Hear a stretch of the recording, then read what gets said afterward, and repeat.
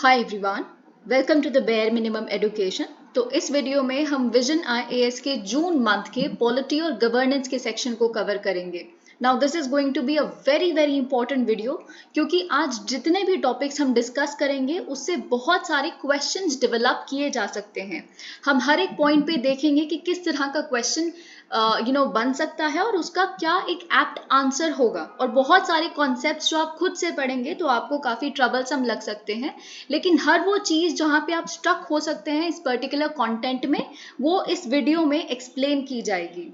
Also if you been struggling with the vision IAS monthly magazines पिछले महीनों की, अगर आप मई मंथ की विजन आईएएस के मैगजीन की एक्सप्लेनेशन ढूंढ रहे हैं तो चैनल पर वो सारी वीडियोस अवेलेबल हैं कि इन्वायरमेंट के सेक्शन को छोड़ के जो आपको ट्रबल कर सकती हैं। I would link those videos in the I button, you can consider giving them a watch too. Okay, so let's begin. Polity and governance. First topic, new Parliament House. देखिए, आप बहुत अच्छे से जानते हैं किस पंप से न्यू पार्लियामेंट बिल्डिंग को जब इनॉग्रेट किया गया, और it was widely covered through out. आप देख सकते थे कि हर एक मीडिया हाउस इसको कवर कर रहा था। Lot of discussions were there. तो ये बहुत ही ज्यादा इंपॉर्टेंट टॉपिक है, ना ही केवल पॉलिटी और गवर्नेंस के पर्सपेक्टिव से, बल्कि आपके आर्ट एंड कल्चर के भी पर्सपेक्टिव से बहुत सारी चीजें आपको पढ़नी है। लेकिन इस जगह हम खुद को रिस्ट्रिक्ट करेंगे पॉलिटी और गवर्नेंस की एक्सप्लेनेशन से। तो देखिए, जैसा कि लिखा है, recently new parliament house was inaugurated. अब देखिए, ये न्यू पार्लियामेंट हाउस जो इनोग्रेट किया गया वो बेसिकली एक पार्ट है Central Vista development redevelopment plan का। अब देखिए, बहुत ही इंपॉर्टेंट चीज, आपको पहली बात ये पता होना चाहिए कि सेंट्रल विस्टा क्या है। देखिए, बहुत ही सिंपल, सेंट्रल विस्टा एक 3.2 किलोमीटर्स का स्ट्रेच है दिल्ली में। अब इस 3.2 किलोमीटर के स्ट्रेच में बहुत कुछ आता है, जैसे Rashtrapati Bhavan, Parliament House, North Block, South Block, India Gate, National Archives और जो भी सिविक गार्डन्स है राजपथ के आइदर साइड पे। ये सब कुछ आपको पता होना चाहिए। क्यों? क्योंकि आप जानते हैं जो प्रीलिम्स आ रहा है, स्पेशली 2023 का जो प्रीलिम्स था, वो बहुत ही एकेडमिकल और फैक्चुअल होता जा रहा है। तो उसमें से अगर which of the above statements are true ऐसा करके कुछ भी आता है, तो आपको एक ये स्टेटमेंट पूरी पता होनी चाहिए। जो स्टेटमेंट्स बन रही हैं उसके बहुत सारे सब पार्ट्स होते हैं। So you must know that central Vista includes Rashtrapati Bhavan, north and south blocks, parliament house, record office जिसको अब हम नेशनल आर्काइव्स कहते हैं, along with the India Gate monument and civic gardens on either side of Rajpath. और आप ये भी जानते हैं कि इसको इनोग्रेट किया गया था 1931 में। 1931 एक बहुत ही ज्यादा इंपॉर्टेंट डेट क्यों है?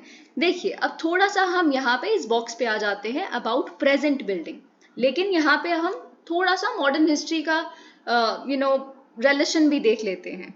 आप जब स्पेक्ट्रम पढ़ते हैं तो आप उसमें ये पढ़ते हैं कि दिसंबर 1911 में किंग जॉर्ज V ने एक अनाउंसमेंट की दिल्ली दरबार में। ये ग्रैंड असेंबली थी जहां पे अनाउंसमेंट की गई कि देखिए, अभी हमें क्या करना है, इंडिया की कैपिटल को शिफ्ट करना है कैलकाटा से दिल्ली में। ये 1911 की बात है, ठीक है।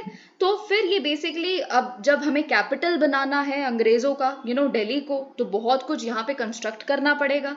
तो ये एक नई सिटी कंस्ट्रक्ट करने का जो टास्क था वो दिया गया एडविन लुटियंस को। ओके, तो आप जानते हैं ये यूरोपियन क्लासिसिज्म में आप कह सकते हैं एक्सपर्ट थे एडविन लुटियंस। तो इनको बेसिकली यहाँ आप पढ़ सकते हैं, ये टास्क दिया गया। और हर्बर्ट बेकर को भी। तो इन दोनों को, बेकर एंड लुटियंस, हम जानते हैं, ठीक है। लेकिन देखिए, यहाँ पे आपको पता होना चाहिए कि हर्बर्ट बेकर कौन है। ये साउथ अफ्रीका के एक बहुत ही प्रोमिनेंट आर्किटेक्ट हैं। ओके, क्यों? क्योंकि अगर मैं आपको एक एग्जाम्पल दे देती हूँ, आपको याद रहेगा कि बेकर को हम साउथ अफ्रीका से क्यों रिलेट करते हैं। क्योंकि जितनी भी यूनियन बिल्डिंग्स हैं प्रिटोरिया यानी कि साउथ अफ्रीका में, वो आर्किटेक्ट उनके हर्बर्ट बेकर हैं। तो ये चीज आपको याद रखनी है। देखिए, अब हम पहले इस बॉक्स को कवर करेंगे और कुछ एडिशनल इंफॉर्मेशन मैं अपनी तरफ से आपको देना चाहती हूँ जो आपके प्रीलिम्स के पर्सपेक्टिव से बहुत इंपॉर्टेंट है। देखिए, आप एक बार जब हर चीज जिस तरह से मैं बता रही हूँ वो सुन लेंगे, तो जरूरी नहीं है कि आपको जो भी मैं बोल रही हूँ उसकी निटी ग्रिटीज याद करनी है। आपको बस याद रहेगा कि क्या एक सही स्टेटमेंट है और क्या एक गलत स्टेटमेंट है। Okay, I will tell you, do not worry. तो यहाँ पे जैसे लिखा है, India's present parliament house is a colonial era building designed by British architects Sir Edwin Lutyens and Herbert Baker, जिसको बेसिकली 6 साल लगे कंस्ट्रक्ट होने में 1921 से लेके 1927। तो बेसिकली आपको ये बात पता होनी चाहिए कि 1927 में इसकी जो कंस्ट्रक्शन थी पार्लियामेंट हाउस की, ये समाप्त हो गई थी, खत्म हो गई थी। इसीलिए आप कह सकते हैं कि अभी हम 2023 में हैं, तो almost a century old parliament building है हमारी, ऑलमोस्ट। ठीक है, तो ये चीज 1927 is an important date, 1931 is an important date, you must remember these things. Okay, तो आप जानते हैं कि ये जो बिल्डिंग है parliament building, it housed the Imperial Legislative Council of the then time. It is popularly believe that the, अब देखिए ये बहुत इंपॉर्टेंट है, 2020 का आप अगर प्रीलिम्स का क्वेश्चन पेपर उठाएंगे तो उसमें जो 64 योगिनी टेम्पल मोरेना का मध्य प्रदेश, उस पे जो क्वेश्चन है वो बेसिकली इसी न्यूज आर्टिकल से इंस्पायर्ड है। आप जानते हैं central Vista development redevelopment project की जो बातचीत है वो 2019 से चल रही है, तो 2020 में वो बेसिकली क्वेश्चन आया था जो 64 योगिनी टेम्पल के ऊपर, वो पार्लियामेंट बिल्डिंग से ही इंस्पायर्ड था। ओके, तो यहाँ पे जैसे लिखा है कि जो पार्लियामेंट बिल्डिंग का शेप है, करंट शेप, ठीक है, क्योंकि हम प्रेजेंट बिल्डिंग की बात कर रहे हैं, so it was inspired by, it is widely believed basically, it was inspired by the unique circular shape of the 64 Yogini temple in Morena. Okay, तो ये चीज बेसिकली यहाँ लिखी है। द पार्लियामेंट बिल्डिंग विटनेस दी, अब आप जानते हैं क्योंकि स्पेस कंस्ट्रेंट्स थे काफी, तो स्पेस की जो डिमांड थी उसको एड्रेस करने के लिए 2 और फ्लोर्स बनाई गई 1956 में, तो ये भी आपको पता होना चाहिए। देखिए यहाँ पे आपको ये बात पता होनी चाहिए, अगर स्टेटमेंट ऐसी लिखी है कि 1927 में इसकी कंस्ट्रक्शन खत्म हुई और तब से लेके अभी तक कभी इसमें कोई एडिशन हुआ ही नहीं, ऐसा कुछ भी बन सकता है, यू नेवर नो। ठीक है, क्योंकि अब हैंडलूम्स डे और ऐसे ऐसे क्वेश्चन आ रहे हैं, तो बस आपको इतना पता होना चाहिए कि एक बार कभी इसमें स्पेस को एड्रेस करने के लिए स्पेस की डिमांड को एडिशन ऑफ फ्लोर्स हुआ है, ये चीज आपको पता होनी चाहिए। और आप ये भी जानते हैं first elected parliament came into existence in April 1952। अब ये पूरा बॉक्स कंप्लीट हो गया।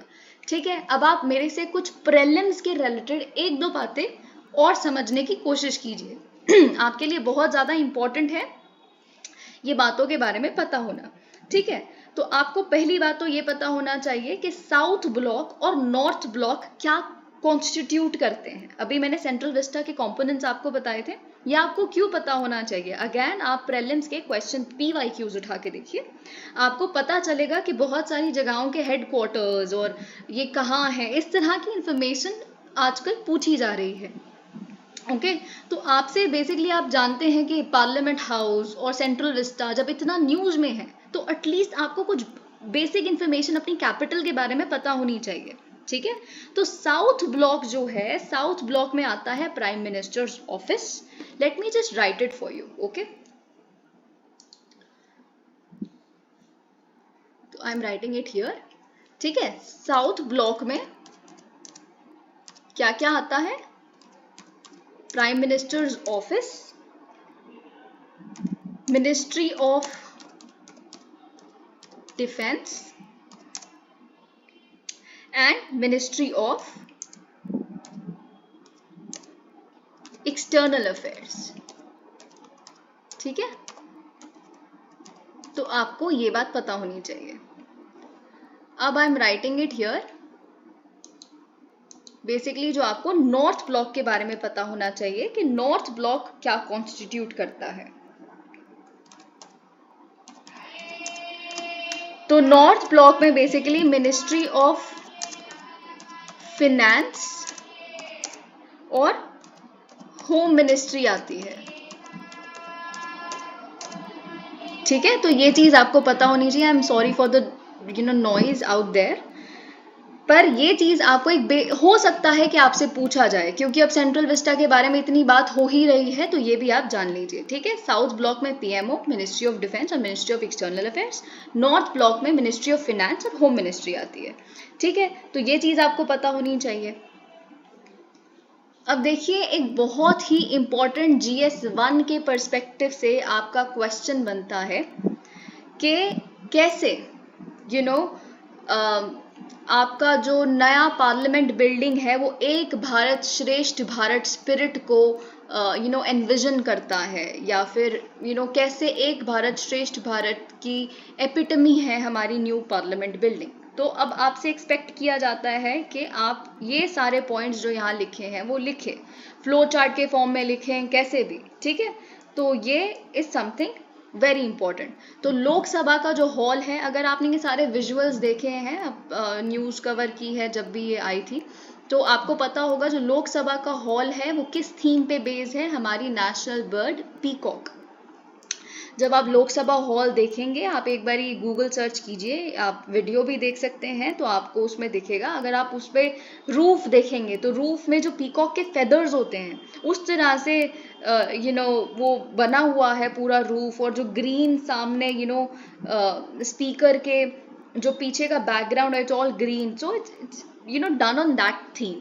तो अगर राज्यसभा का हॉल जो है उनकी थीम क्या है, नेशनल फ्लावर लोटस, ठीक है। इधर भी जब आप रूफ देखेंगे तो पूरा लोटस बना हुआ है, उसमें फ्लावर बना हुआ है।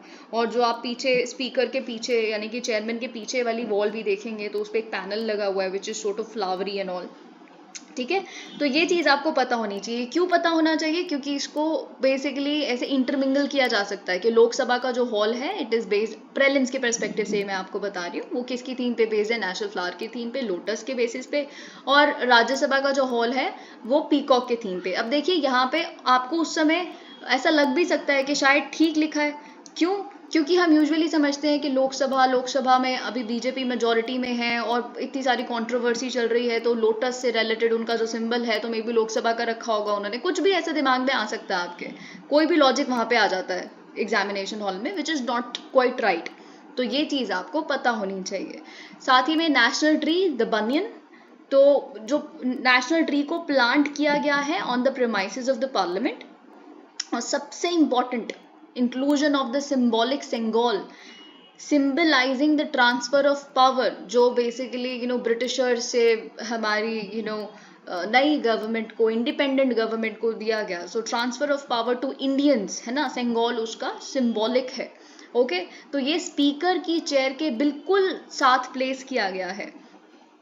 Ashoka pillar on the roof of the parliament house, hand woven carpets from Bhadohi known as carpet city, Uttar Pradesh से बेसिकली इनको लाया गया है। हैंड वोवन कारपेट्स हैं जिसको फिट किया गया है न्यू पार्लियामेंट हाउस में।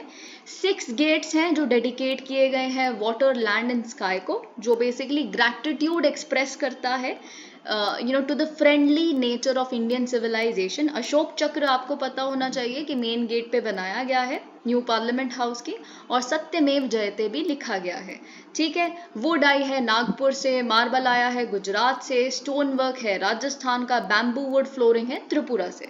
तो ये आप बेसिकली इसके कुछ फीचर्स 6-7 याद कीजिए, उसको एक फ्लो चार्ट के फॉर्म में बना के आइए। ऑफकोर्स अगर कोई भी ऐसा क्वेश्चन आएगा उसका एक और पार्ट होगा तो उस पार्ट को आप अलग तरह से आंसर करेंगे जो भी क्वेश्चन में पूछा जाएगा। ओके तो ये चीज हमने डिस्कस कर ली। तो अब हम आते हैं कि क्या जरूरत पड़ गई एक नए पार्लियामेंट हाउस की या एक नए पार्लियामेंट की।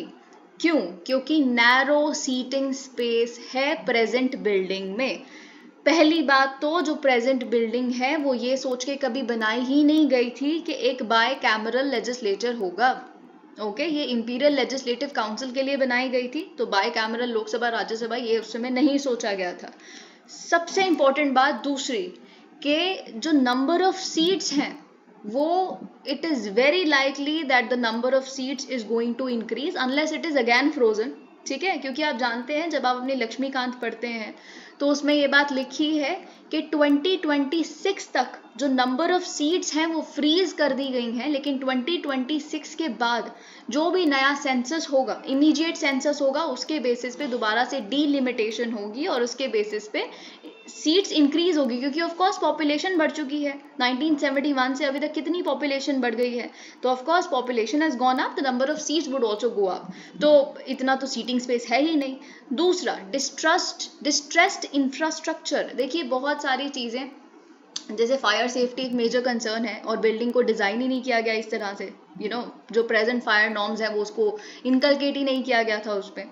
Obsolete communication infrastructure, structural safety concerns, देखिए आप हरदीप सिंह पुरी जी हैं, उनको बोलते हुए आपने उस समय सुना होगा सेंट्रल विस्टा प्रोजेक्ट को, जब वो एक्सप्लेन कर रहे थे तो उन्होंने कहा था कि देखिए जो ये पार्लियामेंट की बिल्डिंग है इसको इस तरह से बनाया गया था जब दिल्ली सीस्मिक जोन 2 में आया करती थी, लेकिन currently it is in seismic zone 4। और देखिए आप जानते हैं टर्की के बाद, टर्की सीरिया जो अर्थक्वेक आया उसके बाद तो काफ़ी ज़्यादा रेट्रोफिटिंग की भी बात चल रही है कि जो एग्जिस्टिंग बिल्डिंग्स हैं, यूनियन बिल्डिंग्स हैं, उन्हें किसी भी तरह अर्थक्वेक प्रोन बनाया जाए। सो of course this is also something. इनएडिक्वेट work space for employees, okay, वही सारी बातें, नैरो स्पेस कहीं ना कहीं यहाँ पे हो जाता है। Main features of new building, जैसे कि मैंने आपको बताया एक भारत श्रेष्ठ भारत। अब देखिए एक और चीज़ मैं आपको यहाँ पे बताना चाहूँगी जो प्रीलिम्स के पर्सपेक्टिव से आपके लिए इम्पॉर्टेंट हो सकती है, लेकिन अभी तक हम देख लेते हैं कि सब कुछ कवर हो गया कि नहीं। ठीक है, हमने बेसिकली यहाँ देख लिया सेंट्रल विस्टा के बारे में, आपको पता होना चाहिए कि क्या है सेंट्रल विस्टा, प्रीलिम्स के पर्सपेक्टिव से बहुत इंपॉर्टेंट है। इनफैक्ट मेंस में भी अगर write down the features of the Central Vista development redevelopment project ऐसा कुछ आया तो you will have to write about it कि सेंट्रल विस्टा होता क्या है, ये आपका इंट्रोडक्शन होगा। ठीक है, तो हमने ये कवर कर लिया, ये वाला part is done. Present building के बारे में जो भी आपको मॉडर्न हिस्ट्री से रिलेटेड जो भी पता होना चाहिए था हमने वो भी कर लिया। क्या क्या कंपोनेंट्स हैं एक भारत श्रेष्ठ भारत के वो भी देख लिए, और हमने ये भी देख लिया कि क्या जरूरत पड़ गई न्यू बिल्डिंग की। अब हम आते हैं कि मेन फीचर्स क्या हैं नई बिल्डिंग के। अब सबसे इंपॉर्टेंट बात तो यहाँ लिखी है, it's triangular design by Padmashri architect Bimal Patel, is inspired by India's cultural diversity and built to meet the needs of the next 150 years। अब देखिए, क्योंकि यहाँ पे आर्किटेक्ट के बारे में और डिज़ाइन किसने किया है ये सब कुछ जानने के बारे में इम्पॉर्टेंट हो जाता है, क्योंकि अपने ल्यूटन्स और बेकर के बारे में पढ़ा तो आपको बिमल हसमुख पटेल जी के बारे में भी पता होना चाहिए। ठीक है, is a Gujarat based architect. Okay, तो आप जानते हैं कि और भी बहुत सारी, सबसे बड़ी अचीवमेंट तो यही है कि इन्होंने सेंट्रल विस्टा रिवैम्प प्रोजेक्ट में अपना ये कंट्रीब्यूशन दिया है। पर जो काशी विश्वनाथ कॉरिडोर है या फिर जो साबरमती रिवर फ्रंट प्रोजेक्ट है, इस तरह के कॉन्ट्रीब्यूशंस भी इनके रहे हैं। तो देखिए, जब बिमल पटेल जी से एक बहुत ही फेमस इंटरव्यू था, जब उनसे ये क्वेश्चन पूछा गया, आई थिंक आपने भी सुना होगा, कि ट्राइंगुलर शेप क्यों, ठीक ना, क्यों, मतलब नई पार्लियामेंट किसी भी शेप की बन सकती थी तो ट्राइंगुलर ही क्यों। तो सबसे पहली बात तो उन्होंने एक लॉजिकल एक्सप्लेनेशन दिया जो बहुत ही प्रैक्टिकल था, कि जो प्लॉट है, जिस प्लॉट ऑफ लैंड पे हमें ये नई पार्लियामेंट की बिल्डिंग बनानी थी वो इसी शेप में थी, तो हमने सोचा इसी शेप के हम बेसिकली पार्लियामेंट की बिल्डिंग बनाएं। It was a triangular plot of land. Okay, तो पहला तो ये बिल्कुल ही प्रैक्टिकल रीजन हो गया, लेकिन उन्होंने फिर ऐड किया उस इंटरव्यू में कि देखिए, पहली बात तो ये ट्राइंगुलर इसीलिए क्योंकि थ्री मेन स्पेसेस हमें चाहिए, एक लोकसभा, राज्यसभा और एक सेंट्रल लाउंज, तो इसीलिए भी ट्राइंगुलर है। और सबसे इंपॉर्टेंट बात, जैसे कि यहाँ लिखा है कि हमारी कल्चरल डाइवर्सिटी को ये ट्राइंगुलर डिजाइन कहीं ना कहीं सिंबलाइज करता है। तो उन्होंने भी यही कहा कि कैसे जो ट्राइंगल्स हैं, ट्राइंगल एक ऐसा ज्योमेट्रिक फिगर है जो हमारे बहुत सारे रिलीजन्स में और कल्चर्स में जैसे श्री यंत्र, इन सारी चीज़ों में इसका काफ़ी सिग्निफिकेंस है। ठीक है, और जैसे जो कॉन्सेप्ट है ट्रिनिटी का, है ना, बहुत सारे सिस्टम्स में, बिलीफ सिस्टम्स में, उसको भी सिंबलाइज करता है। तो कहीं ना कहीं जो ट्राइंगुलर शेप है वो एक कल्चरल डाइवर्सिटी को सिंबलाइज करता है। तो अगर एक क्वेश्चन आपके प्रीलिम्स में आता है हमारी पार्लियामेंट बिल्डिंग की ट्राइंगुलर शेप के ऊपर, now that it has been explained by the architect himself, so of course you must know what its significance really is। Okay, तो अब बाकी यही चीज़ लिखी है कि न्यू स्मार्ट पार्लियामेंट हाउस होगा, कम्प्लीटली पेपरलेस होगा, डिजिटलाइज्ड होगा, स्पेशियस होगा क्योंकि 150% मोर सीटिंग कैपेसिटी होगी पिछले बिल्डिंग से या करंट बिल्डिंग से। इसकी सीटिंग कैपेसिटी बेसिकली अगर हम देखें, लोकसभा चेंबर की होगी 888 MPs, राज्यसभा चेंबर की 384 MPs और जॉइंट पार्लियामेंट सेशन की अगर हम देखें seating capacity of 1272 MPs। Okay, so this is something you must know. Independent India received its own parliament house, presenting a new ideal while strengthening democratic institutions and moving the country forward. The new built parliament is not just a building but also a reflection of the aspirations and dreams of 140 crore Indians. So this is something जो आपको conclusion भी हो सकता है if you're writing an answer on it. Okay तो पहला हमारा topic done. Law on sedition, again this is very very important. पिछले 4 साल से ये एंटिसिपेट किया जा रहा है, एक्सपेक्ट किया जा रहा है कि सेडिशन पे एक बहुत ही फुल फ्लेश्ड क्वेश्चन आएगा. तो सेडिशन एक ऐसा टॉपिक है जो ना ही केवल आपके प्रीलिम्स के पर्सपेक्टिव से इम्पॉर्टेंट है और मेंस के पर्सपेक्टिव से भी बहुत ज़्यादा इंपॉर्टेंट है. क्यों? क्योंकि रिसेंटली 22nd लॉ कमीशन ने अपनी 279th रिपोर्ट में, जिसका नाम है usages of law of sedition, recommend किया है कि जो सेडिशन का लॉ है उसको रिटेन किया जाए, उसको हमारी लॉ बुक में से इरेज करने की कोई ज़रूरत नहीं है. It is a good law, we must keep it. Okay, तो पहली बात तो लॉ ऑन सेडिशन क्या है. If you get a question on it in your mains, of course आपका यही एग्जैक्ट इंट्रोडक्शन कोशिश कीजिए हो. ऑफ कोर्स अब इसमें इतने सारे कॉमाज हैं, इतनी सारी लैंग्वेज ऐसी है, शायद एग्जैक्टली रेप्लिकेट करना मुश्किल हो सकता है, पर अगर आप कर सकते हैं याद तो कीजिए. It would be a very good introduction for you. So what is the law on sedition? Section 124A of IPC 1870. Okay, देखिए वैसे आप जानते हैं 1860 होता है, लेकिन क्योंकि इसको ऐड बाद में किया गया था, हमेशा से ही सेडिशन आईपीसी में नहीं था, ये भी आपको पता होना चाहिए. तो ये चीज़ is something which is important from your prelims perspective. ठीक है, सेक्शन 124 ज़रूर मेंशन कीजिए आंसर के इंट्रोडक्शन में. तो सेडिशन क्या है? सेडिशन की डेफिनेशन है whoever by words either spoken or written or by signs or by visible representation or otherwise brings or attempts to bring into hatred or contempt or excites or attempts to excite disaffection towards the government established by law. ये है sedition की definition. यानी कि अगर आप hatred generate करने की या इंसाइट करने की कोशिश कर रहे हैं, या जो सरकार जो लॉ द्वारा एस्टैब्लिश्ड की गई है, ओके, अब इस जगह गवर्नमेंट एस्टैब्लिश बाय लॉ का मतलब है हमारा लॉ ऑफ लैंड क्या है? Law of the land is constitution. Constitution क्या कहता है कि there must be a council of ministers and all that. तो उसके लिए वो इलेक्शंस होते हैं. तो अगर इलेक्शंस के थ्रू नियुक्त की गई एक सरकार है और उसके खिलाफ आप डिसअफेक्शन जनरेट करने की कोशिश करते हैं, लिख के कुछ गलत या बोल के, पोइट्री करके, कुछ बना के, है ना, तो this is all sedition. Okay, अब देखिए यहाँ पे बहुत इंपॉर्टेंट है, if you get a question on sedition and you are writing an answer on it, please mention at least 2 to 3 supreme court judgments. Okay, तो पहली जजमेंट हमें मिलती है Romesh Thapar versus state of Madras 1950. अभी बहुत समय हुआ भी नहीं है आज़ाद हुए, और हमें कुछ इस तरह का देखने के लिए मिलता है. सुप्रीम कोर्ट ने यहाँ पे कहा कि देखिए जो गवर्नमेंट का क्रिटिसिज्म है, जिसमें हम एक्साइट करते हैं डिसअफेक्शन और bad feelings towards the government, okay, is not to be regarded as a justifying ground for restricting the freedom of expression. देखिए मैं आपको एक बात बताती हूँ. अब जो क्वेश्चंस है ना, वो इतने सिंपल से नहीं आते. ठीक है, आपसे क्वेश्चन बहुत ही आपकी असली एनालिसिस को टेस्ट करने के लिए पूछा जाएगा. What is the conflict between freedom of speech and expression and the law of sedition? This is a very good question and you must know कि ये जो पूरा क्रक्स है इस पूरी डिस्कशन का, वो freedom of speech and expression ही है, आर्टिकल 19, जिसपे हम बेसिकली ये जानना चाहते हैं कि क्या सेडिशन एक जस्टिफाइड ग्राउंड है उस फ्रीडम पे रोक लगाने के लिए. ओके, तो यहाँ पे रोमेश थापड़ में बेसिकली सुप्रीम कोर्ट ने कहा, देखिए सरकार का जो क्रिटिसिज्म है वो एक जस्टिफाइंग ग्राउंड कैसे हो सकता है? क्रिटिसाइज तो कोई भी कर सकता है ना, अनलेस, देखिए तब जस्टिफाइड है क्रिटिसिज्म जब जो हमारा देश है उसकी सिक्योरिटी को ही थ्रेटन किया जाए या स्टेट को ओवरथ्रो करने के लिए कोई वायलेंस करने की कोशिश करे, then it is justified. Okay, फिर आता है सबसे important case, Kedarnath Singh versus state of Bihar 1962।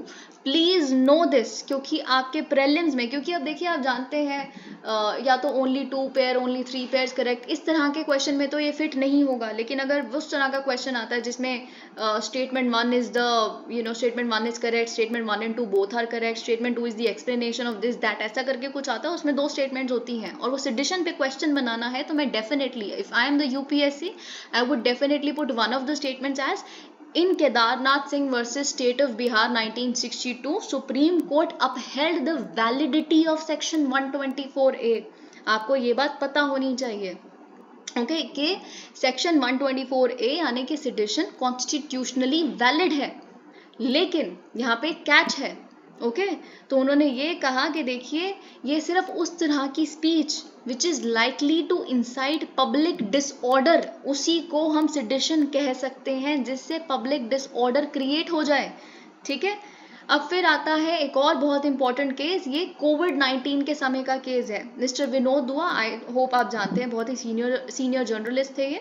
इन विनोद दुआ versus Union of India 2021, supreme court ने कहा कि देखिए ये तो एक राइट है, ये तो हक है हर एक सिटीजन का क्रिटिसाइज करना, है ना, सरकार को, उनके मेजर्स को, उनकी पॉलिसीज को, उनकी स्कीम्स को, क्योंकि हर कोई बेहतर चाहता है उससे, ओके।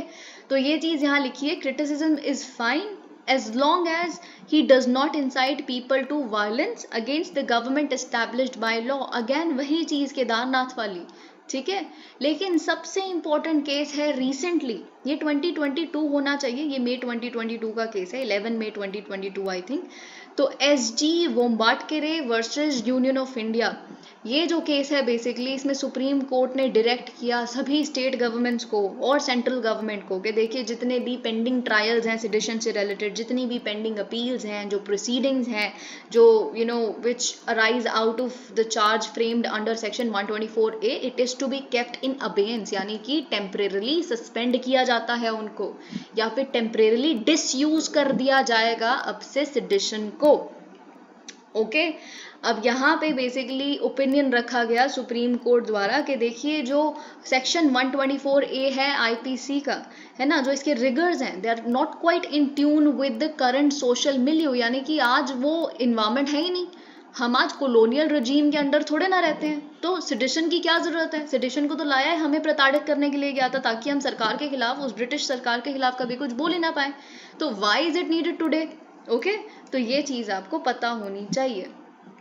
अब हम आते हैं कि सेडिशन के खिलाफ क्यों हम चाहते हैं कि सेडिशन मस्ट गो, है ना, ये लॉ बुक में से चला जाए, पहली बात तो, ठीक है।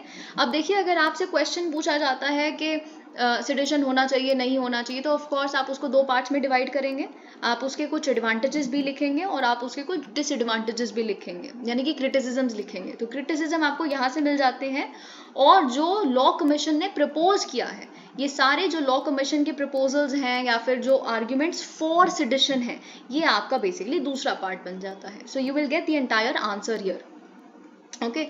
तो पहली बात तो क्रिटिसिज्म क्या है, सेडिशन का सब्जेक्टिव डेफिनेशन, ठीक है।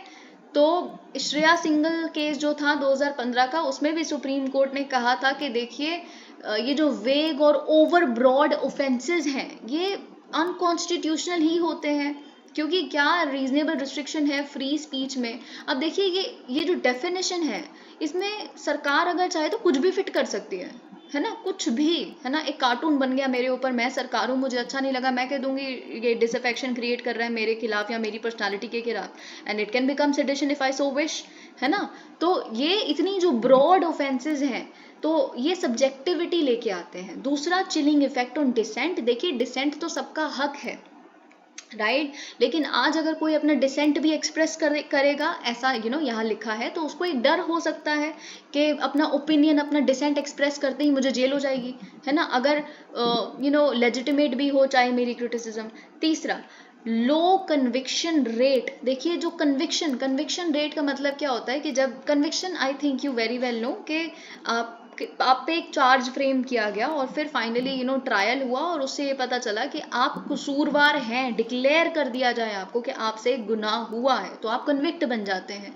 तो आप गुनहगार हैं, ये तो प्रूव ही नहीं हो पा रहा ना बहुत सारे केसेस में। 3% से 33% तक ये रेट वेरी करता है ना। तो जब बस मतलब आप समझ रहे, सस्पिशन के बेसिस पे लोगों को अरेस्ट किया जा रहा है, ये डेटा ये दिखाता है, ठीक है। तो जब कन्विक्शन हो ही नहीं रहा, तो बेसिकली जब आप सिर्फ अरेस्ट कर लेते हैं लोगों को और वो कन्विक्ट प्रूव ही नहीं होते, क्योंकि उनके पास ऐसा कुछ मिलता ही नहीं है जो सिडिशियस हो, तो उनके लिए तो इतने साल जेल में रहना विदाउट अ ट्रायल या without all the bad things that you go through in the jail, वो अपने आप में ही पनिशमेंट बन जाती है, ठीक है।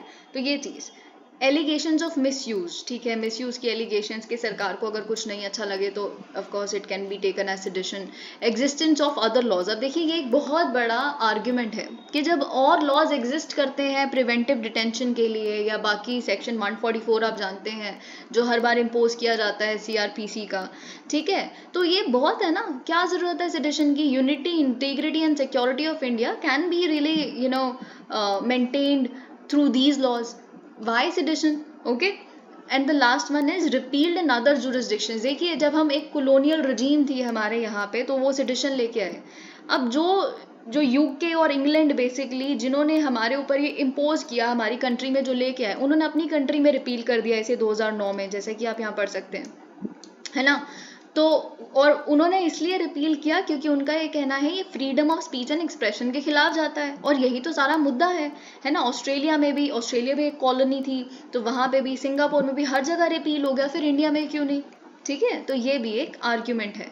लेकिन अब हम आते हैं, लॉ कमीशन ने क्या आर्ग्यूमेंट दिए हैं कि क्यों रिटेन करना जरूरी है सेक्शन 124A को। पहली बात, to safeguard the unity and integrity of India, क्योंकि हमें एंटाई नेशनल और सेक्सेशनिस्ट एलिमेंट्स को भी कॉम्बैट करना है। दूसरा, देखिए आपको मैं एक और बात बता दूं जो बहुत ही आप माओइस्ट जो वायलेंस है, आप जानते हैं जो माओइस्ट आइडियोलॉजी है, ओवरथ्रोइंग of the state using violence, है ना, इस तरह के जो एलिमेंट्स हैं उनको कंटेन करने के लिए सेडिशन इज रिक्वायर्ड। बेसिकली ये एक मैं आपको एग्जांपल दे रही हूँ, ठीक है। दूसरा पॉइंट है, sedition is a reasonable restriction, ऐसा लॉ कमीशन कहती है कि रीजनेबल रिस्ट्रिक्शन है सेडिशन एक। आर्टिकल 19 आप जानते हैं जो भी फंडामेंटल राइट है वो एब्सोल्यूट नहीं है, कोई राइट एब्सोल्यूट नहीं होता, हर राइट पे एक रीजनेबल रिस्ट्रिक्शन है, ठीक है। वैसे ही freedom of speech and expression article 19 clause 1 sub clause A, ठीक है। तो ये इस पे खुद पे बहुत सारी रीजनेबल रिस्ट्रिक्शंस हैं, तो sedition is one of them, ठीक है।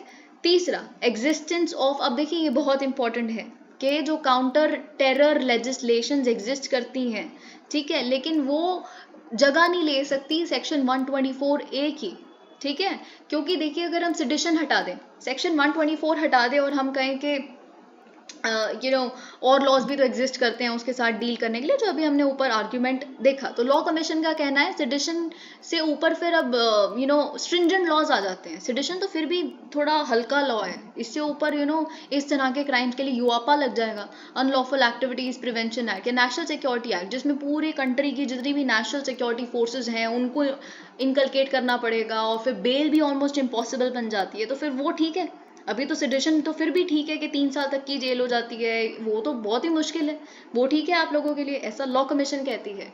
Next point is law to be judged independently and not from the prism of colonial legacy.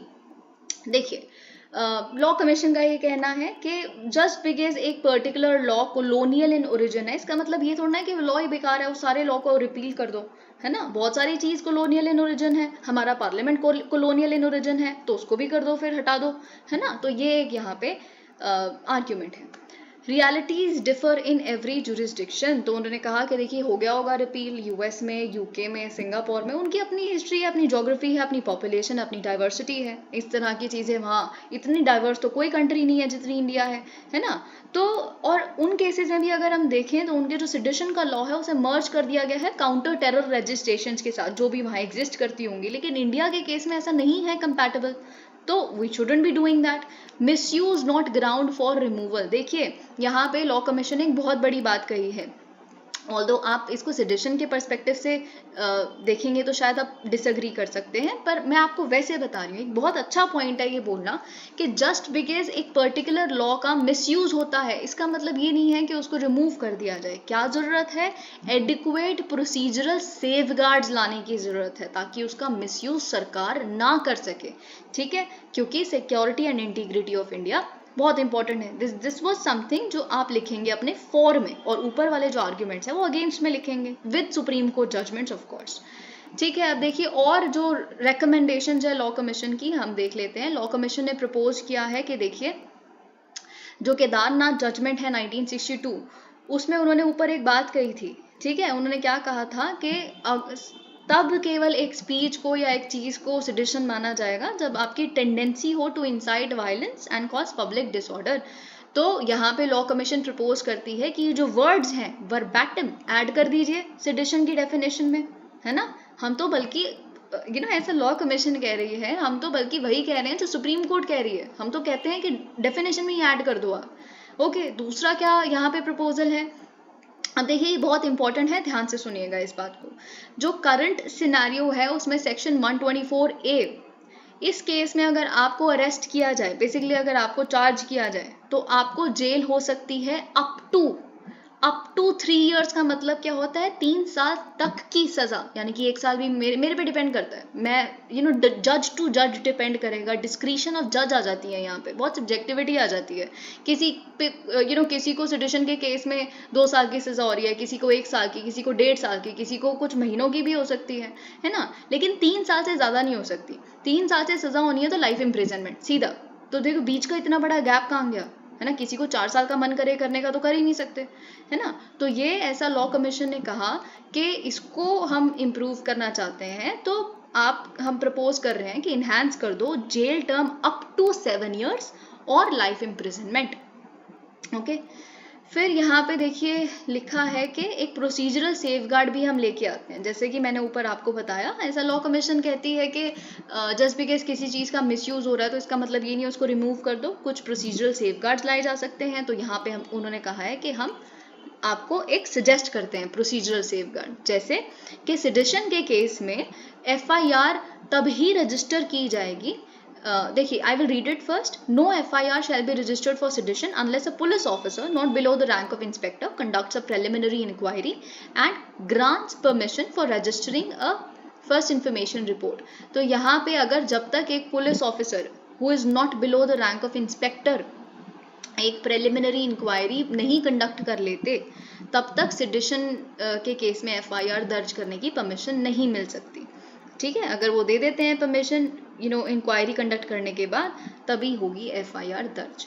और सजेशंस यहाँ कुछ लिखी है कि limited application in 2018 law commission ने खुद ने कहा था अपने कंसल्टेशन पेपर में कि इसको तभी इन्वोक किया जाना चाहिए जब जो इंटेंशन है एक एक्ट के पीछे वो पब्लिक ऑर्डर को डिसरप्ट करने की है या सरकार को ओवरथ्रो करने की है विद वायलेंस और illegal means.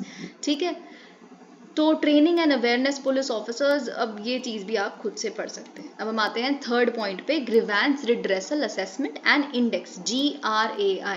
I don't know if particularly ये टॉपिक इंपॉर्टेंट है या नहीं, हो सकता है क्योंकि गवर्नेंस का जो टॉपिक है उस पर यूजुअली मैटर नहीं मिलता। गवर्नेंस पे बहुत अच्छा मैटर कहीं एग्जिस्ट नहीं करता, गवर्नेंस के क्वेश्चंस भी थोड़े डिफिकल्ट आते हैं। तो आपको यहाँ पे गवर्नेंस पढ़ना बहुत इंपॉर्टेंट है कि क्यों ग्रीवेंस रिड्रेसल गवर्नेंस का लिंचपिन है, या फिर गवर्नेंस का कोर जो है वो ग्रीवेंस रिड्रेसल है, गुड गवर्नेंस का। ठीक है, तो ये चीज़ आपको यहाँ पे पता होनी चाहिए। तो हम देखेंगे कि बेसिकली यहाँ क्या लिखा है। Union minister of state for personnel public grievances and pensions, इन्होंने लॉन्च किया है grievance redressal assessment and index for the year 2022 GRAI। ठीक है, देखिए यहाँ पे लिखा है कि ग्रीवेंस का मतलब क्या होता है कि हमें कोई दिक्कत है, आपने कहा था कि हम आपको ये सर्विस प्रोवाइड करेंगे, आपने नहीं की, अब हमारी एक ग्रीवेंस बन गई है, अब हमें इसको रिड्रेस करवाना है। तो इसके लिए जो भी मैकेनिज्म एग्जिस्ट करता होगा आपकी ऑर्गेनाइजेशन में, उसे ग्रीवेंस रिड्रेसल मैकेनिज्म कहते हैं। तो बेनिफिट्स क्या हैं ग्रीवेंस रिड्रेसल मैकेनिज्म के? See these are the things of course जो आपके GS4 में या GS2 में आप ड्रॉ कर सकते हैं एग्जैक्टली। ठीक है, कि बार बार PM मोदी जी ये कहते हैं कि हमें इंश्योर करना है minimum government and maximum governance. तो ग्रीवेंस रिड्रेसल मैकेनिज्म होगा एक अच्छा, तो सरकार की इंटरफेरेंस भी बहुत कम होगी और मैक्सिमम गवर्नेंस भी होगी।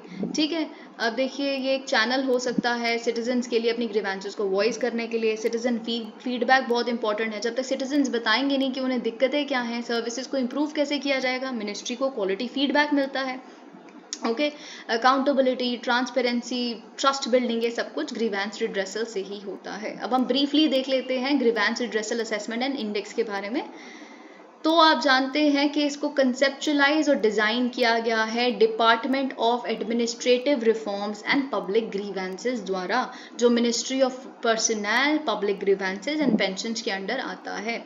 ओके, जो ये रिपोर्ट्स हैं बेसिकली, अब देखिए मैं आपको एक बात बताती हूँ, एक 10 स्टेप चीज़ एग्जिस्ट करती है जो department of administrative reforms and public grievances ने अडॉप्ट की है, ठीक है, जिसको हम centralised public grievance redressal and management system कहते हैं। ओके, सीपीजी रैम्स रिफॉर्म्स, ठीक है। इस 10 स्टेप में से एक स्टेप है ये पर्टिकुलर इंडेक्स। ओके, अब हम क्योंकि हम बात ही कर रहे हैं तो 10 स्टेप रिफॉर्म्स आप यहाँ देख सकते हैं कि हमें यूनिवर्सलाइज करना है सीपीजी रैम्स 7.A को, हमें आर्टिफिशियल इंटेलिजेंस यूज करनी है ग्रीवेंस रिड्रेसल के लिए, हमें ये जो सिस्टम है ग्रीवेंस रिड्रेसल का हर एक रीजनल लैंग्वेज में लेके आना है। ग्रीवेंस रिड्रेसल इंडेक्स यहाँ पे आ गया, feedback call centre, citizen services centres, सब अब आप देखिए सब कुछ आप पढ़ सकते हैं, one nation one portal, data strategy unit. So these are the 10 step reforms जिसका एक पार्ट है ये पर्टिकुलर इंडेक्स। ओके, ऑब्जेक्टिव क्या है इस इंडेक्स का कि हम ऑर्गेनाइजेशन वाइज कंपैरेटिव पिक्चर देख सकें, ठीक है, और हमें वैल्यूएबल इंसाइट्स मिल सकें कि क्या स्ट्रेंथ्स है और किन एरियाज को इंप्रूवमेंट की जरूरत है ग्रीवेंस रिड्रेसल में। देखिए बेसिकली हमें जानना है कि किस ऑर्गेनाइजेशन में अगर एक पर्टिकुलर तरह का ग्रीवेंस रिड्रेसल मैकेनिज्म एग्जिस्ट करता है तो कौन सा पर्टिकुलर पार्ट उसका अच्छा फंक्शन कर रहा है, कौन सा नहीं फंक्शन कर रहा है, जहाँ पे इंप्रूव करना है इंप्रूव कर लेंगे, ठीक है। तो ये बेसिकली हम यहाँ पे देखते हैं 12 इंडिकेटर्स हैं, 4 की डायमेंशंस के अक्रॉस स्प्रेडेड हैं ये बेसिकली 12 इंडिकेटर्स। 4 की डायमेंशंस क्या है, efficiency, feedback, domain and organisational commitment. I would again repeat, यहाँ पे आप पढ़ सकते हैं efficiency, feedback, domain, organisational commitment. Okay, कितनी एफिशिएंसी से ग्रीवेंस रिड्रेस किया जाता है, आप फीडबैक लेते हैं कि नहीं लेते हैं सर्विसेज प्रोवाइड करने के बाद, डोमेन क्या है, और कितना आपकी ऑर्गेनाइजेशन की कमिटमेंट कितनी है कि आप सिटीजन सेंट्रिक है कि नहीं। देखिए सर्विसेज तो सिटीजन के लिए है ना, वो खुश है कि नहीं ये जानना तो बहुत जरूरी है। ओके, अब यहाँ पे 89 central ministries and departments were assessed and ranked based on a comprehensive index. Average disposal, अब बहुत इंपॉर्टेंट है ये डेटा जो है, आप इंट्रोडक्शन में अपने GS4 में GS2 में कोट कर सकते हैं अगर ग्रीवेंस रिड्रेसल पे कोई भी क्वेश्चन आए तो। ओके, तो यहाँ पे जो एवरेज डिस्पोजल टाइम है of central ministries and departments, it has improved from 32 days in 2021 to 27 days in 2022। तो पहले 32 दिन लगा किया करते थे एक ग्रीवेंस को रिड्रेस करने में, अभी 27 दिन लगते हैं। ओके, तो यहाँ पे देखिए आप और भी चीज़ लिख सकते हैं कि क्या क्या मैकेनिज्म्स ऑलरेडी हमारी कंट्री में एग्जिस्ट करते हैं ग्रीवेंस रिड्रेसल के लिए। आप सीपीजी रैम्स लिख दीजिए, आप Lokpal, state Lokayukta, CVC, statutory bodies, ये सब कुछ लिख सकते हैं। ओम्बड्समैन के बारे में लिख सकते हैं, डिजिटल प्लेटफॉर्म्स जो गुजरात का स्वागत है ना, ये सब कुछ राजस्थान का राजस्थान संपर्क है, उड़ीसा का ई अभियोग है, तो ये सब कुछ आप लिख सकते हैं। ये स्टेट वाइज एग्जाम्पल्स ना ब्राउनी पॉइंट्स होते हैं आपके आंसर्स के, ये आपके आंसर को बहुत ब्यूटीफुल बनाते हैं। So if you write them of course you will definitely get an edge। अब देखिए अगर गवर्नेंस की बात हो और सेकेंड ARC रिपोर्ट का मेंशन ना हो तो of course the answer is incomplete. तो आप लिखेंगे as per second ARC report जो ग्रीवेंस रिड्रेसल मैकेनिज्म है, it is one of the most important mechanisms which can be usefully employed to make administration citizen centric. यही exactly आपका question बनता है। देखिए जो मेंस के क्वेश्चंस हैं उसमें बहुत सारे सब पार्ट्स होते हैं, 3 से 4 मिनिमम, और आपको उस हर एक सब पार्ट को कीवर्ड्स की तरह आइडेंटिफाई करके एड्रेस करना होता है। तो अगर क्वेश्चन इस तरह का आता है कि grievance redressal mechanism is one of the most important components of good governance to make it to make the administration citizen centric। अब इसमें बहुत सारे कीवर्ड्स आ गए, एक तो सिटीजन सेंट्रिज्म आ गया, आप उसके बारे में कुछ लिखेंगे, गुड गवर्नेंस के बारे में कुछ लिखेंगे, आप ग्रीवेंस रिड्रेसल मैकेनिज्म के बारे में कुछ लिखेंगे, ठीक है। तो ये चीज़ यहाँ लिखी है। 2 nodal agencies handling public grievances, एक तो यही है DARPG of ministry of personal, public grievances and pensions, और एक है directorate of public grievances, cabinet secretariat के अंडर आता है जो। अब क्या इश्यूज एग्जिस्ट करते हैं पब्लिक ग्रीवेंस सिस्टम के साथ? ऑफ कोर्स अगर आप ग्रीवेंस रिड्रेसल पे एक आंसर लिख रहे हैं तो बहुत सारी दिक्कतें जो एग्जिस्ट करती हैं आपको वो भी लिखनी पड़ेंगी, जैसे low levels of awareness of the rights and duties of citizen. लोग अभी भी कॉलोनियल हैंगओवर में रह रहे हैं, उनको यही नहीं पता कि उनके हक क्या है ना, और उनकी ड्यूटीज क्या है। तो ये पता लगाना और उनको इस बारे में अवेयर करना बहुत ज़रूरी है। ओवरबर्डनिंग जुडिशरी, नॉन यूनिफॉर्मिटी, ये सब कुछ आप खुद पढ़ सकते हैं। नो स्टैट्यूटरी बैकअप, है ना, जो ग्रीवेंस रिड्रेसल मैकेनिज्म है इसको मैंडेटरी ही नहीं माना जाता, है ना। देखिए जो आरटीआई है वो मैंडेटरी चीज़ है, लॉ है ना 2005 का, तो आपको इन्फॉर्मेशन देनी पड़ेगी। इन्फॉर्मेशन आपका हक है एक सिटीजन का, लेकिन ग्रीवेंस रिड्रेसल एक हक नहीं है आपका अभी तक, तो स्टैट्यूटरी राइट नहीं है आपका, ठीक है। लैक ऑफ रिसोर्सेज, ओके, ये तो आप हर चीज़ में लिख सकते हैं, स्टाफ की कमी है, रिसोर्सेज की कमी है, ये तो लिख ही दीजिए हर एक आंसर में लिख दीजिए करिए। Okay, CPG RAMS not behaving as facilitator. In several cases, the complainant was asked to approach the state government and the grievance was disposed and not forwarded to the concerned state government. Systemic problems, slackness in administration, low morale of services, inherent inertia. देखिए सबसे बड़ी दिक्कत है inherent inertia. Okay.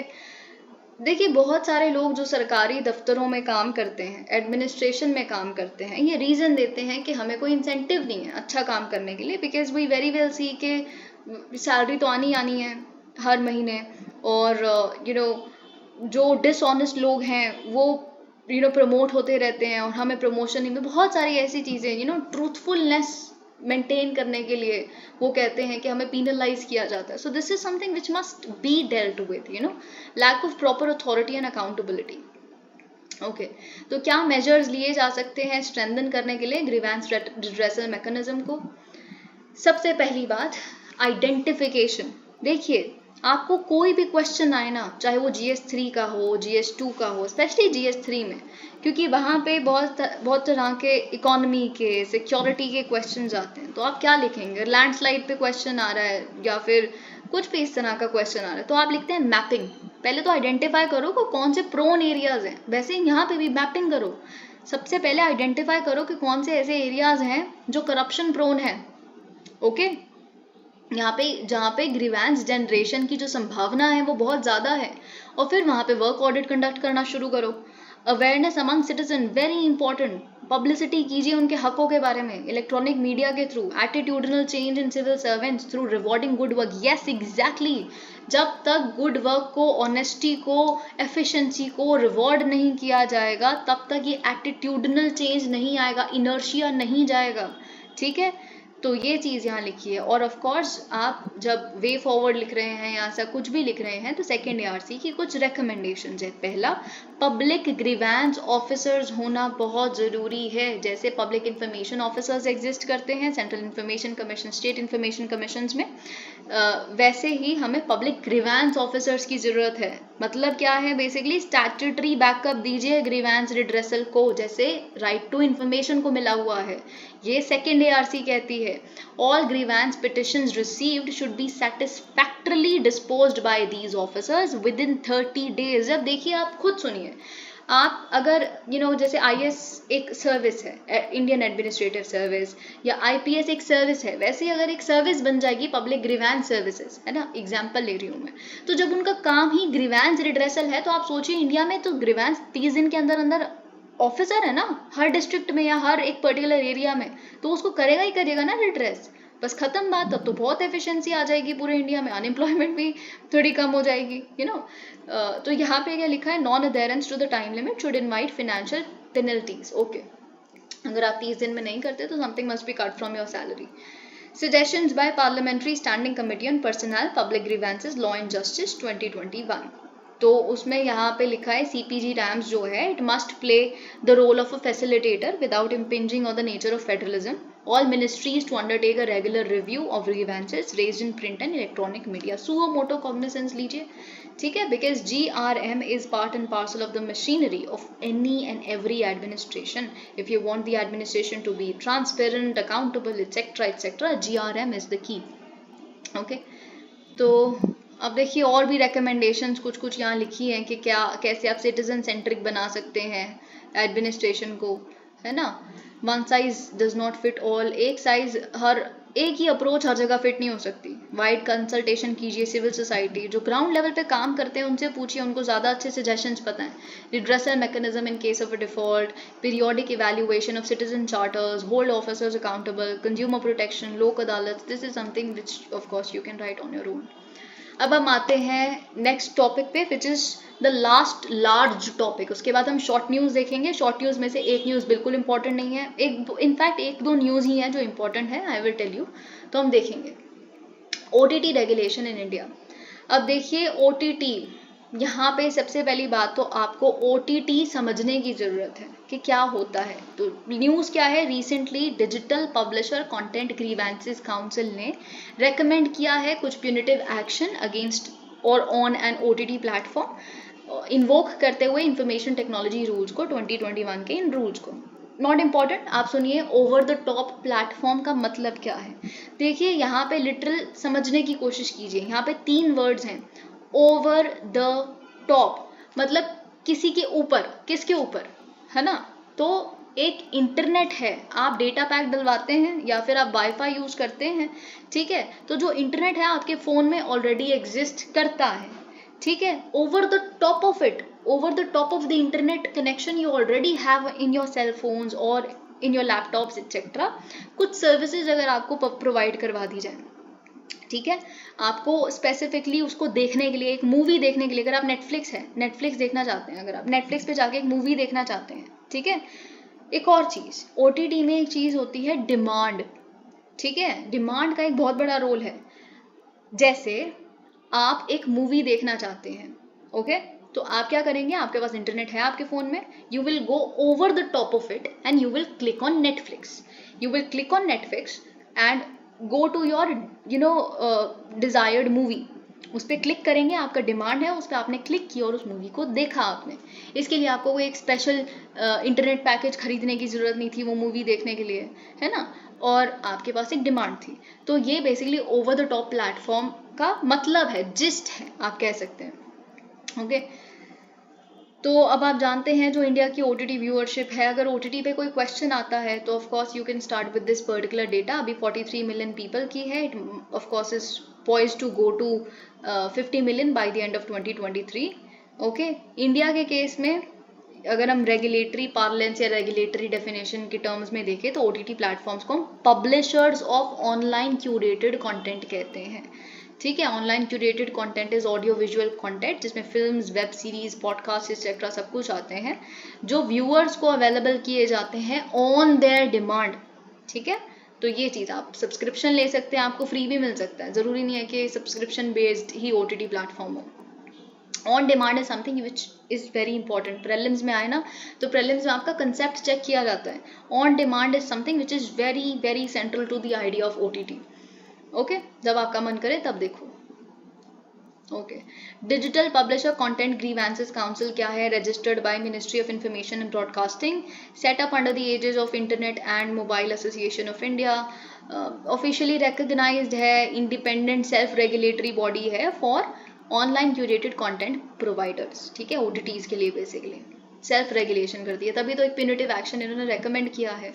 Current mechanism क्या है OTT regulation का India में, देखिए एग्जिस्टिंग कुछ लॉज हैं, जैसे इंफॉर्मेशन टेक्नोलॉजी एक्ट 2000 का, IPC 1861, indecent representation of women prohibition act 1986, ये जगह जगह पे अप्लाई किए जाते हैं डिपेंडिंग ऑन द केस, क्या केस है, ठीक है। OTT प्लेटफॉर्म्स पे ये लॉज अप्लाई किए जाते हैं, लेकिन सबसे इंपॉर्टेंट है न्यू IT रूल्स 2021, ओके। तो ये बेसिकली लाए गए section 87 subsection 2 of IT act 2000 के तहत। इसके की प्रोविजंस बहुत इंपॉर्टेंट है आपके प्रीलिम्स और मेंस दोनों के पर्सपेक्टिव से। IT रूल्स 2021 के पहली बात तो ये rules ministry of information and broadcasting को टास्क देता है कि आपको कंटेंट रेगुलेट करना है OTT पे और ऑनलाइन प्लेटफॉर्म्स पे, ठीक है। साथ ही में आप जानते हैं कोड ऑफ एथिक्स लाया गया इसके through for online news, OTT platforms and digital media, okay. सबसे इम्पॉर्टेंट है सेल्फ क्लासिफिकेशन ऑफ कंटेंट, यानी कि जो OTT प्लेटफॉर्म है, नेटफ्लिक्स है, अमेजोन है, कुछ भी है, ठीक है, उनको खुद से कैटेगराइज करना है अपने डिफरेंट डिफरेंट कंटेंट जो उनके प्लेटफॉर्म पे एग्जिस्ट करते हैं इनटू 5 एज बेस्ड कैटेगरीज, कि इस तरह की जो मूवी है वो यूनिवर्सल है, बच्चे से बूढ़े तक कोई भी देख सकता है। फिर एक और तरह की मूवी या वेब सीरीज है जो 7+ के जो एज है उस वही बच्चे देख सकते हैं। फिर एक और तरह का कंटेंट है, ये एडवाइस करते हैं कि 13+ उम्र के जो बच्चे हैं केवल वही देखें, 16+, फिर फाइनली अडल्ट। तो ये 5 कैटेगरीज हैं। 5 इज अ वर्ड जो आपको याद होना चाहिए, आपके प्रीलिम्स में अगर लिखा है इनटू 5 एज बेस्ड कैटेगरीज, या 4 लिख दिया, 3 लिख दिया, 2 लिख दिया, तो 5 is an important term here. Parental locks के बारे में आपको पता होना चाहिए कि parental locks implement, parental lock का मतलब क्या होता है कि एक बच्चा देख सकता है पर अपने पेरेंट की कंफर्मेशन या कंसेंट के साथ, कि ठीक है मैं पेरेंट हूँ इनका, मैं अप्रूव करता हूँ कि मेरा बच्चा ये देख सकता है, I allow my child to watch this particular movie, ठीक है। तो ये पेरेंटल लॉक का कॉन्सेप्ट है फॉर कंटेंट क्लासिफाइड एज 13+, ठीक है, और हायर। ओके अब देखिए कोई भी इस तरह का कंटेंट है जो 13 साल से ज़्यादा के ही बच्चों को देखना चाहिए, तो उसके लिए पेरेंटल लॉक लगाया जाता है। और इनफैक्ट अगर कोई एडल्ट कैटेगरी में आता है किसी तरह का कंटेंट, तो उस पर रिलायबल एज वेरिफिकेशन मैकेनिज्म, कि आप प्रूव कीजिए कि आप 18+ हैं, ऐसा कुछ, ठीक है, तो ये एग्जिस्ट करना चाहिए। को रेगुलेशन अप्रोच, इसका मतलब क्या है, सेल्फ रेगुलेशन भी एग्जिस्ट करता है और साथ में ओवरसाइट मैकेनिज्म भी एग्जिस्ट करता है। पहला तो देखिए कोशिश करेंगे कि अगर नेटफ्लिक्स पे किसी को दिक्कत आई है कोई, या कोई OTT रेगुलेशन, खुद ही कर लो, जरूरत ही नहीं है सेंट्रल गवर्नमेंट के आने की, या कोई आप पे हम एक्सपर्ट कमेटी थोपे, खुद कर लो ना अपने कंटेंट को रेगुलेट। तो publishers regulating their own content is known as self regulation, level 1। Level 2 आता है self regulation by self regulating bodies of the publishers, ठीक है। तो एक कुछ कुछ मेंबर की बॉडी होती है, तो फॉर एग्जांपल हम प्रिंट मीडिया में हैं, या फिर अगर हम ऐसे उस तरह का ऑनलाइन कंटेंट बनाते हैं, तो ऑनलाइन कंटेंट की इंडस्ट्री में जो सबसे बड़े लोग होंगे वो पैनल पे बिठाए जाएंगे, साथ में एक जज भी होंगे, तो वो सेल्फ रेगुलेटिंग बॉडी हो जाती है। फिर ये भी अगर सही से नहीं संभाल पाते तो फिर आता है ओवरसाइट मैकेनिज्म, जहाँ पे थोड़ा सा सेंट्रल गवर्नमेंट का रोल आ जाता है।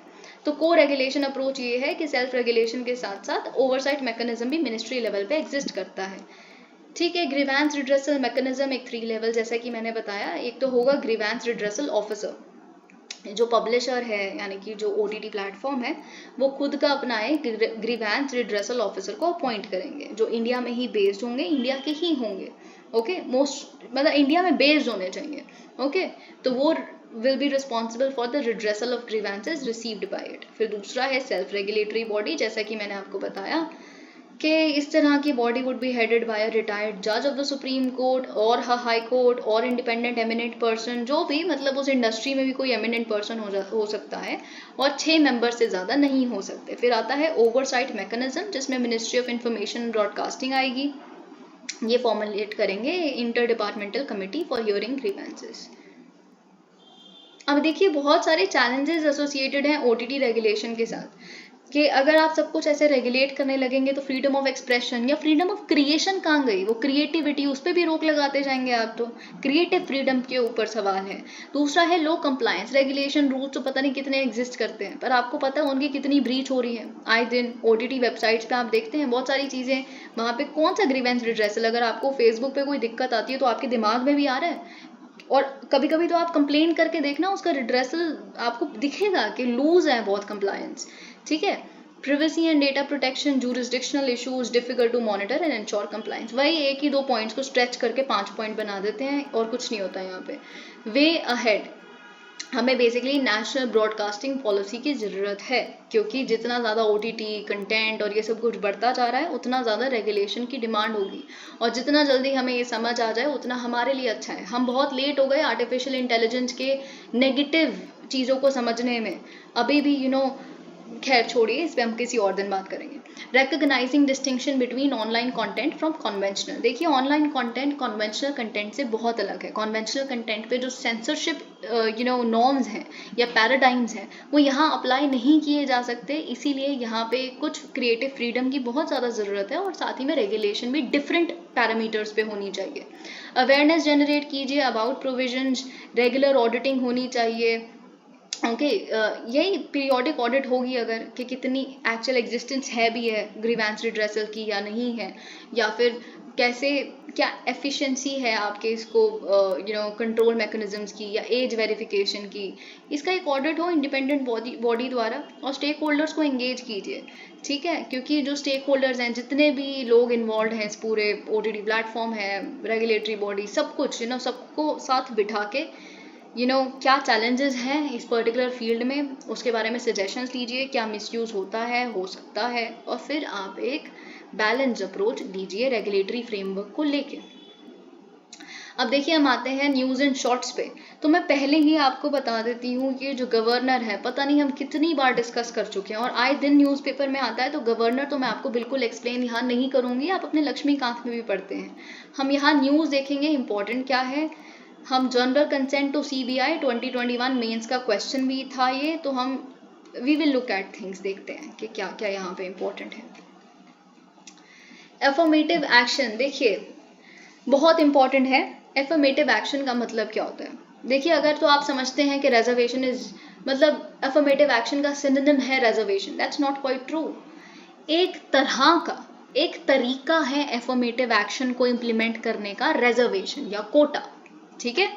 मतलब एफर्मेटिव एक्शन को इम्प्लीमेंट करने के बहुत तरीके हो सकते हैं। अगर मैं आपको एक स्कॉलरशिप दे रही हूँ तो वह एफर्मेटिव एक्शन है। अगर मैं आपको कह रही हूँ कि 10% सीट्स एक पर्टिकुलर कम्युनिटी के लिए रिजर्व है, वो एक एफर्मेटिव एक्शन है, वो एक रिजर्वेशन है बेसिकली। अगर मैं आपको कह रही हूँ कि अगर आप अच्छा पढ़ोगे तो आप कुछ लोगों को जो बेसिकली एक अच्छे बैकग्राउंड से, बाय अच्छा आई मीन जो एक इस तरह का आपके पास इकोनॉमिक फ्रीडम नहीं है, ओके आप बहुत डिजर्व करते हैं लेकिन आपके पास बस पैसे की कमी से आप आईआईटी नहीं जा सकते, ठीक है, तो आपको मैं पैसे दूंगी, you just perform good, okay, so that is also affirmative action. I will pay your fees, that is affirmative action, okay. तो ये सब कुछ एफर्मेटिव एक्शन के अंडर आता है। तो एफर्मेटिव एक्शन सिर्फ एक ही तरह का नहीं हो सकता, बहुत तरीके हो सकते हैं। तो पहली बात तो आपको ये पता होना चाहिए कंसेप्चुअल लेवल पे, ठीक है। अब यहाँ पे न्यूज़ क्या है, यूएस के सुप्रीम कोर्ट ने लिमिट किया है एफर्मेटिव एक्शन को इन कॉलेज एडमिशंस। आपके लिए इंपॉर्टेंट नहीं है पर आपको पता होना चाहिए जो एफर्मेटिव एक्शन का कॉन्सेप्ट है वो यूजुअली हम यूएस से एसोसिएट करते हैं। जो regents of university of California case है 1978 का, और जो ग्रटर जजमेंट है ना 2003 की, इसको फाइनली एक लैंडमार्क रूलिंग में सुप्रीम कोर्ट ने यूएस के ओवर रूल कर दिया है, ठीक है। तो यहाँ पे कॉलेज एडमिशन्स में जो बेसिकली कोटा हुआ करता था, एफर्मेटिव एक्शन हुआ करता था बेस्ड ऑन रेस, अब वो बेसिकली हटा दिया गया है। Affirmative action means positive action और डिस्क्रिमिनेशन, बेसिकली ये पॉजिटिव डिस्क्रिमिनेशन है जिनके खिलाफ डिस्क्रिमिनेशन हिस्टोरिकली होती आई है, जिसकी वजह से आज वो इस स्थिति में नहीं है कि वो उनको लेवल प्लेइंग फील्ड मिले, तो इसीलिए अब उनको पॉजिटिवली डिस्क्रिमिनेट किया जाता है, जिसको हम एफर्मेटिव एक्शन कहते हैं, ठीक है। तो ये चीज़ यहाँ लिखी है which is not very important. अब आगे कुछ भी यहाँ इंपॉर्टेंट नहीं है। गवर्नर की पावर, तमिलनाडु गवर्नर ने देखिए क्या किया है, रिजेक्ट किया है तमिलनाडु सरकार की रिक्वेस्ट को कि हमें कुछ पोर्टफोलियोज को शिफ्ट करना है। Minister of for example ministry of port के जो मिनिस्टर हैं उनको अब हमें मिनिस्ट्री ऑफ टेक्सटाइल्स में भेजना है, ऐसा कुछ भी करना है। तो तमिलनाडु के गवर्नर ने वो रिजेक्ट कर दिया। ऑफकोर्स आप जानते हैं ये फेडरलिज्म के खिलाफ है, दिस दैट, ये सब कुछ इस तरह की न्यूज़ गवर्नर के केस में हमेशा रहती है पूरे साल। कोई भी सरकार हो, ये प्रेजेंट सरकार हो, इससे पिछली सरकार हो, आने वाली सरकार हो, जब तक कुछ सच में एक अलग तरह की अवेकनिंग नहीं आएगी कि गवर्नर पे वो लगता रहता है एक्यूजेशन के you are the agent of the central government and all of that, and you hear this all the time। तो वही चीज़ यहाँ पे लिखी है, and this is not important, you will do it on your own। General consent to CBI, very important, ये इस पे 2021 में क्वेश्चन आ चुका है। जनरल कंसेंट, स्पेसिफिक कंसेंट, ये सब कुछ आपको पता होना चाहिए क्या होता है, ठीक है। तो देखिए तमिलनाडु ने विड्रॉ कर लिया है अपने जनरल कंसेंट को, जो सीबीआई को इन्होंने दिया हुआ था कि आप हमारी स्टेट में हमारी परमिशन के बिना यहाँ पे कोई केस होता है तो इन्वेस्टिगेट कर सकते हैं। आपको हर बार कोई केस होता है तो हमसे आके स्पेसिफिकली परमिशन लेने की ज़रूरत नहीं है। जनरली हम आपको कंसेंट देते हैं कि आप कुछ भी हो हमारी परमिशन के बिना आइए और यहाँ पे केस को इन्वेस्टिगेट कीजिए। अब यहाँ पे आपको सीबीआई के बारे में पता होना चाहिए that it is governed by the Delhi special police establishment act of 1946 which requires the investigative agency to obtain the consent of state governments before it can investigate a crime in a particular state। जो consent दिया जाता है वो case specific होता है या general होता है। तो मैंने आपको दोनों ही चीज़ें बता दी हैं, ठीक है। आप जानते हैं ये बहुत रिसेंटली न्यूज़ में है। देखिए जब 2021 में ये क्वेश्चन आया तो वेस्ट बंगाल ने अपना जनरल कंसेंट विड्रॉ किया था, तभी वो क्वेश्चन आया। तो अभी तमिलनाडु ने विड्रॉ किया, तो ये जनरली बहुत ज़्यादा न्यूज़ में है, ठीक है। तो पंजाब ने भी जनरल कंसेंट विड्रॉ किया हुआ है, तो ये चीज़ यहाँ लिखी है। Okay, general consent is normally given by states to help. Okay, ये चीज़ हमने देख ली। अगर कोई भी करप्शन केस होता है सेंट्रल गवर्नमेंट एम्प्लॉयज़ के अगेंस्ट, है ना, ऐसा कुछ उनको पता चलता है उनकी स्टेट में, अगर ऐसा हुआ है तो वो आए और इन्वेस्टिगेट करें। ओके, अब देखिए यहाँ पे आपको ये भी पता होना चाहिए, क्योंकि प्रीलिम्स में अगर जनरल कंसेंट टू सीबीआई पे कोई क्वेश्चन बनता है तो उसके कुछ एक्सेप्शंस भी हैं, ठीक है। तो पहली बात तो अगर आप विड्रॉ कर लेते हैं, आप तमिलनाडु में फॉर एग्जांपल एक इन्वेस्टिगेशन ऑलरेडी इन प्रोसेस है किसी एम्प्लॉय के खिलाफ सेंट्रल गवर्नमेंट के। अब क्योंकि तमिलनाडु ने विड्रॉ कर लिया अपना जनरल कंसेंट, इसका मतलब ये नहीं है वो इन्वेस्टिगेशन रुक जाएगी, वो इन्वेस्टिगेशन चलेगी। अब उसके लिए कंसेंट की जरूरत नहीं है क्योंकि वो पहले शुरू हो गई थी। पहला एक्सेप्शन तो ये है। दूसरा, यहाँ पे सुप्रीम कोर्ट और हाई कोर्ट जो हैं वो सीबीआई को इन्वेस्टिगेट करने के लिए ऑर्डर अगर करेंगे, वो इंडिया में कहीं पे भी क्राइम हुआ हो, तो उसके लिए स्टेट की कंसेंट की जरूरत नहीं है। Consent does not apply in cases where someone has. अब देखिए अगर किसी के यहाँ तो हम क्या कर रहे हैं ना, सीबीआई इंक्वायर इन्वेस्टिगेट ये करेगी, पता लगाएगी कि किसी ने करप्शन किया है कि नहीं किया। लेकिन अगर बिल्कुल सामने ही हमारे आंखों के दिख गया, न्यूज़ में बड़ा बड़ा वीडियो ही लीक हो गई जिसमें बिल्कुल साफ दिख रहा है कि रेड हैंडेड किसी को पकड़ लिया कि इसने ब्राइब ली है, तो उसमें कंसेंट की जरूरत नहीं है। वो तो एक ओपन सीक्रेट हो गया ना, उसमें आपकी कंसेंट की जरूरत नहीं है। Okay, this is not important, this news article is not important for you. Justice clocks not important. ये इम्पोर्टेंट है आपके लिए। न्याय विकास पोर्टल, न्याय विकास पोर्टल क्या है? Basically ministry of law and justice ने क्रिएट किया है ये for monitoring the implementation of centrally sponsored schemes. Nyaya Vikas का मतलब है department of justice has been implementing CSS for development of infrastructure facilities for districts and subordinate judiciary since 1993 to 1994. Infrastructure facilities की development के लिए basically department of justice ये implement करती है।